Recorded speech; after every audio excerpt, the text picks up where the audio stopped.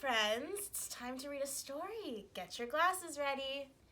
Here are my glasses, this is my book. I put on my glasses and open up my book. And I read, and I look. I take off my glasses and close up my book. So today we're reading Caps for Sale by Esphyr Slobodkina. Let's see. Once there was a peddler who sold caps, but he was not like an ordinary peddler, carrying his wares on his back. He carried them on top of his head.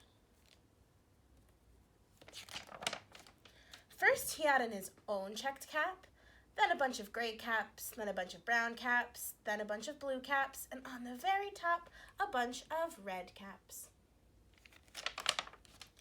He walked up and down the streets, holding himself very straight so as not to upset his caps. As he went along, he called, "Caps, caps for sale, 50 cents a cap." Do you think you could walk down the street with all those caps on top of your head? One morning, he couldn't sell any caps. He walked up the street and he walked down the street, calling, "Caps, caps for sale, 50 cents a cap." But nobody wanted any caps that morning. Nobody wanted even a red cap.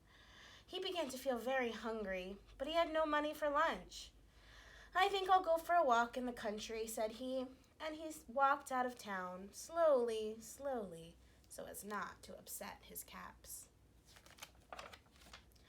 He walked for a long time until he came to a great big tree.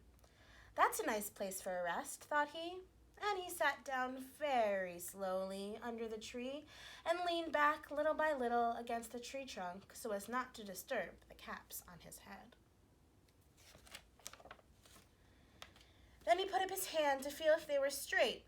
First he checked his cap, then the gray caps, then the brown caps, then the blue caps, then the red caps on the very top.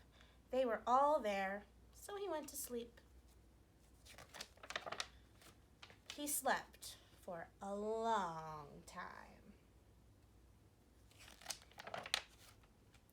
When he woke up, he was refreshed and rested. He's doing a big yawn and stretch. But before standing up, he felt with his hand to make sure his caps were there in the right place. But all he felt was his own checked cap. He looked to the right of him. No caps. He looked to the left of him. No caps. He looked in back of him. No caps. He looked behind the tree. No caps. Then he looked up into the tree. And what do you think he saw? On every branch sat a monkey.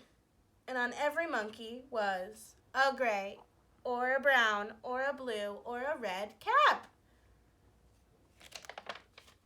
The peddler looked at the monkeys. The monkeys looked at the peddler. He didn't know what to do. Finally, he spoke to them. "You monkeys, you," he said, shaking a finger at them. "You give me back my caps." But the monkeys only shook their fingers back at him. And what did they say? They said, "Tss, tss, tss." This made the peddler angry, so he shook both hands at them and said, "You monkeys, you give me back my caps." But the monkeys only shook their hands back at him and said, "Tss, tss, tss." Can you do that? Shake both hands back and forth. Tss, tss, tss. Now he felt quite angry. He stamped his foot and said, "You monkeys, you better give me back my caps." So what did the monkeys do? They stamped their feet back at him and said, "Tss, tss, tss, tss." Can you do it? Can you stamp your feet? Tss, tss, tss.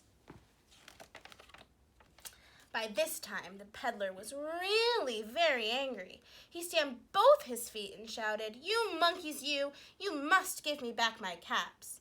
But the monkeys only stamped both their feet back at him and said, "Tss, tss, tss."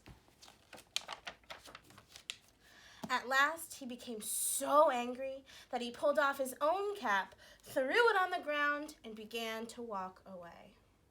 Now, what do you think the monkeys did this time? So each monkey pulled off his cap,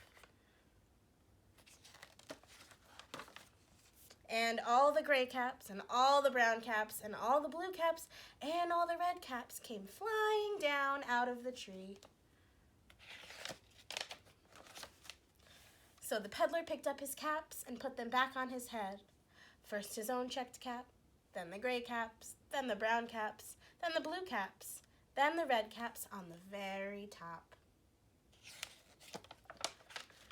And slowly, slowly, he walked back to town calling, "Caps, caps for sale, 50 cents a cap." The end.